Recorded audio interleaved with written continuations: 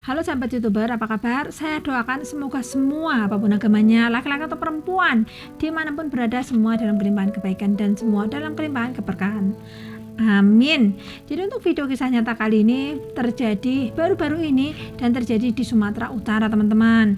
Di mana seorang gadis baik-baik harus kehilangan nyawa akibat lewat di depan pria yang hobi nonton film bokep. Dan tubuh gadis itu ditemukan seminggu setelah kejadian, sedangkan pelakunya sendiri ditangkap 2 minggu setelah kejadian. Lalu kisah lengkapnya seperti apa? Ayo disimak, tapi jangan lupa tolong dibantu subscribe-nya ya. Terima kasih.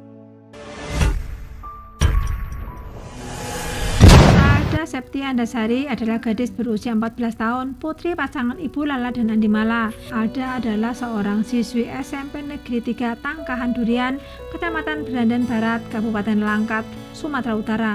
Dia berparas sangat manis dan berkepribadian baik. Kejadian yang sangat memilukan ini berawal pada hari Rabu pagi tanggal 15 Juni tahun 2022 ini. Alda, panggilan gadis SMP itu, berangkat menuju ke sekolah di SMP Negeri 3 Tangkahan Durian, Kabupaten Langkat, Sumatera Utara.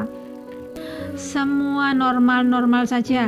Alda memakai jilbabnya lalu berpamitan kepada makciknya, minta uang saku dan berangkatlah Alda ke sekolah. Tidak ada seorang pun yang menyangka kalau hari itu adalah hari terakhir dalam kehidupan Alda.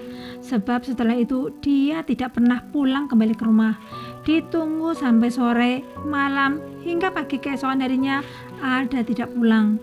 Keluarganya yang sangat cemas dan khawatir, bingung melakukan pencarian dengan berbagai cara, dari mulai mengubuk-ubuk lingkungan sekitar, mendatangi dan menanyai teman-teman sekolah, juga menyebarkan berita hilangnya Alda melalui media sosial, grup-grup WA dan FB dengan menyertakan foto-foto serta ciri dan alamat orang tua Alda. Keluarga Alda juga langsung melaporkan kehilangan putrinya itu ke kantor polisi terdekat. Keluarga menanti dengan kecemasan, kekhawatiran, dan doa. Mereka berharap Alda pulang dalam keadaan baik-baik saja. Mendapat laporan itu, pihak kepolisian pun bergerak cepat menyelidiki kepergian Alda. Tapi semua seperti buntu. Menurut pihak sekolah, Alda sudah pulang di hari Rabu itu. Tepat 7 hari setelah Alda tidak pulang, yaitu tanggal 21 Juni 2022, dua orang penggembala sapi bernama Ruslan dan Jeffrey melintas di jalan yang sangat sepi itu di Kompleks Sanggar Pramuka PT Pertamina Pangkalan Berandan, tepatnya di Desa Puraka 2, Kecamatan Selapan, Kabupaten Langkat, Provinsi Sumatera Utara. Saat itu jam menunjukkan pukul 18.30 sore hari. Saat di tempat itu, dua penggembala ini dibuat penasaran dengan bau menyengat yang sangat menusuk hidung. Mereka berdua kemudian mencari sumber bau itu ke semak-semak yang agak jauh dari pinggir jalan. Ternyata apa yang mereka lihat adalah pemandangan yang sangat horor di suasana remang-remang itu, sebab di hadapannya ada sesosok tubuh yang tidak bernyawa, terbujur penuh dikerumuni oleh lalat.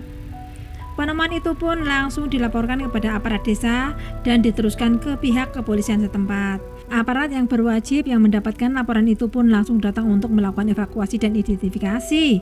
Sosok tubuh itu kondisinya sangatlah mengerikan sebab sudah sangat rusak parah. Bagian atas tubuh itu sudah tidak tertutupi baju, rok dalam keadaan tersingkap dan tidak memakai celana dalam. Bagian kepala sudah tidak terbentuk lagi. Korban mengenakan seragam rok SMP.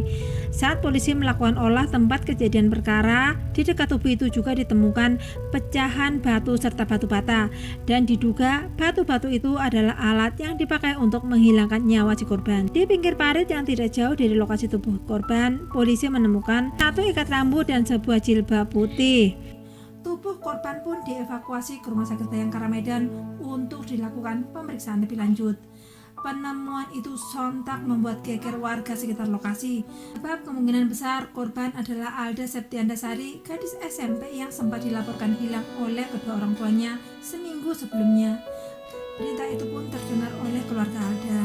Pihak yang berwenang lantas memanggil kedua orang tua Alda untuk mengenalinya, tapi saat keluarga datang ke rumah sakit, mereka tidak dapat mengenali lagi fisik korban, sebab kondisinya sudah sangat-sangat rusak parah. Tapi sang ibu langsung jatuh terduduk dan menangis histeris saat melihat rok seragam SMP itu, ikat rambut, anting, dan jilbab yang dipakai oleh korban, sebab barang-barang itu adalah milik sang putri, Alda Septiandasari. Tidak ada orang tua yang ikhlas melihat anak kesayangannya meninggal dengan cara yang seperti ini. Dari hasil pemeriksaan oleh kedokteran forensik menyatakan telah terjadi tindakan pemerkosaan pada tubuh korban. Pihak kepolisian pun langsung bergerak cepat menggali info-info dari banyak saksi-saksi, teman-teman, guru-guru, keluarga, dan pihak-pihak yang terakhir melihat Alda. Tentunya dengan tujuan mendapatkan informasi dan petunjuk untuk menyelusuri pelaku kejahatan ini. Tapi sekali lagi, polisi seperti menemukan jalan buntu. Tidak ada satupun keterangan-keterangan saksi yang bisa menuntun polisi ke arah sang pelaku. Tapi polisi terus bekerja keras dan tidak kehabisan akal, sebab ternyata menit-menit terakhir kehidupan Alda terekam pada sebuah CCTV. Di dalam rekaman CCTV itu terlihat Alda yang masih mengenakan seragam sekolah lengkap dengan jilbab putihnya pada tanggal 15 Juni jam 11.30 siang dibonceng sepeda motor berwarna hitam oleh seorang pria yang berbaju merah dan bercelana jeans biru. Patut diduga pria inilah orang yang terakhir bertemu atau bersama dengan Alda. Dari rekaman CCTV itu, pihak aparat mulai mencari siapa pria ini. Tidak berlama-lama, polisi pun bisa mendapatkan petunjuk. Pada tanggal 26 Juni tahun 2022 atau 5 hari setelah jenazah Alda ditemukan, pelakunya pun bisa ditangkap. Pria ini bernama Fajar Sidik dan berusia 19 tahun. Beralamat di Jalan Bypass, Gang Bahari, Kelurahan Alur 2 Baru, Kecamatan Sailepan, Kabupaten Langkat, Provinsi Sumatera Utara. Polisi yang sangat profesional tidak langsung main tangkap saja. Aparat mengawasi terlebih dahulu kesamaan ciri fisik antara yang ada di CCTV dan orang aslinya. Setelah polisi yakin, bahkan karena sepeda motor hitam juga ada di sana, polisi pun membawa Fajar Sidik untuk selanjutnya dimintai keterangan. Saat diinterogasi, Fajar sangat kooperatif dan sama sekali tidak terbelit-belit. Dia langsung mengakui bahwa dirinya lah yang menghabisi Alda. Motifnya adalah Fajar panik sebab Alda mengancam akan melaporkan perbuatan Fajar kepada orang tuanya. Di hadapan kepolisian, Fajar Sidik menceritakan kronologi lengkap tentang apa yang dilakukan terhadap diri gadis malang itu.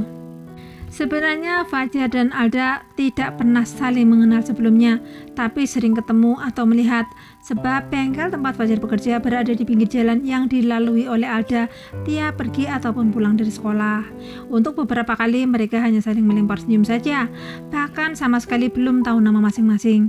Sampai pada tanggal 15 Juni 2022 jam 12 siang, Fajar melihat Alda dalam perjalanan pulang dari sekolah dengan berjalan kaki. Fajar yang melihat Alda langsung menaiki sepeda motornya. Saat itu juga muncul keinginan Fajar untuk berkencan dengan Alda. Fajar mengejar Alda ke arah masuk Jalan Pitura dan bertemu tidak jauh dari gudang RAM dengan mengendarai sepeda motor Honda Revo dengan nomor polisi BK6607LL. Saat itu dirinya menggunakan baju kaos merah dan celana panjang hitam serta memakai sandal. Fajar menawarkan diri untuk mengantar Alda saat itu.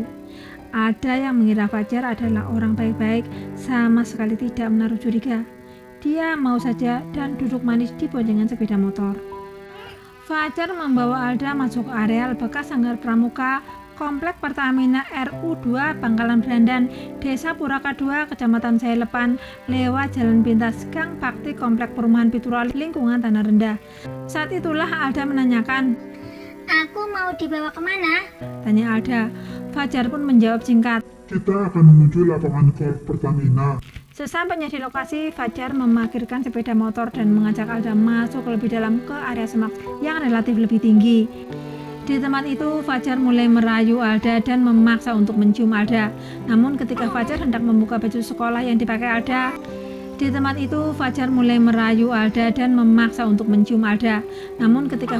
membuka baju sekolah yang dipakai Alda, Alda menolak mentah-mentah serta menggigit bibir Fajar sekerasnya. Hal itu membuat dirinya merasa kesakitan, kesal dan sangat marah.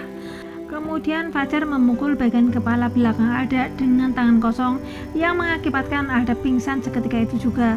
Nah, saat Alda dalam keadaan pingsan, kemudian Fajar membuka pakaian dan rok serta celana dalam korban dan menganu Alda yang saat itu sedang tidak sadarkan diri sampai dirinya puas. Saat itu Fajar mendapati Alda masih dalam keadaan penghalang atau masih perawan. Beberapa saat kemudian Alda mulai sadar Fajar lagi-lagi melakukan perbuatan bejatnya itu untuk kedua kalinya. Sesaat kemudian Alda benar-benar sadar. Dia mendapati kondisi pakaian dan tubuhnya yang tidak karu-karuan. Alda yang lemas mulai menangis. Alda pun sempat bertanya pada Fajar. Tadi dikeluarin di mana? Lalu Fajar pun menjawab. Tak keluarin di dalam. Mendengar jawaban itu, Alda pun semakin histeris menangis. Alda pun berkata, Kalau nanti saya hamil, saya akan kasih tahu perbuatan kamu ke orang tuaku. mendengar ancaman Alda itu, Fajar kaget dan merasa sangat panik. Tanpa pikir panjang, Fajar mengambil batu yang kebetulan banyak berserakan di sekitar mereka. Dan dengan batu itu, dia memukul Alda hingga Alda meninggal dunia. Kemudian Fajar mengambil tas berisi perlengkapan sekolah, baju, melepas ikat rambut dan jilbab dari tubuh Alda dan pergi meninggalkan tempat itu.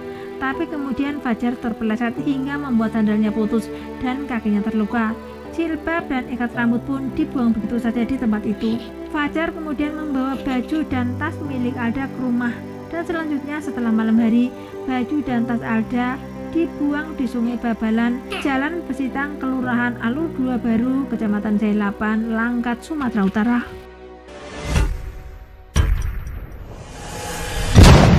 Dan saat di kantor polisi ternyata memang benar bibir Fajar masih terluka akibat digigit oleh Alda.